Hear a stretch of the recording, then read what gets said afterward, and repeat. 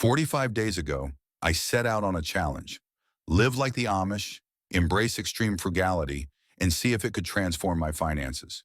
No credit cards, no eating out, no Amazon late-night shopping sprees, just pure, disciplined saving and self-sufficiency. And guess what?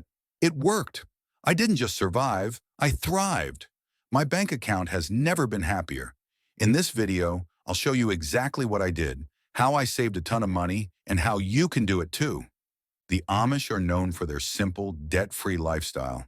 They save aggressively, avoid luxury, and prioritize self-sufficiency. Here are the core principles I followed during my 45-day challenge. No more Starbucks, no more fast food. I only spend on essentials like basic groceries, rent, and utilities. The Amish don't use credit cards, and neither did I. I withdrew a set amount of cash each week, and when it was gone, it was gone. No overspending. Instead of buying new, I learned to repair and reuse. I even cut my own hair, scary at first, but totally worth it. I tracked my spending before and after. Let's compare what I used to waste money on and how much I saved. That's right.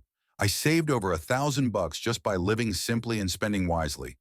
That's money I can invest, use to pay off debt, or put toward future goals. But the best part?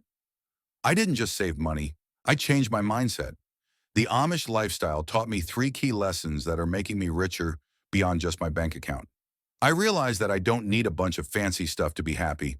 Less spending means less stress. Instead of wasting money on stuff I don't need, I'm putting it into things that grow. Stocks, savings, and even a side business. The more skills I learn, the less I need to rely on spending. It's a game changer.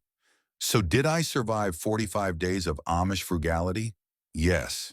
Did I become richer? Absolutely. And now I challenge you.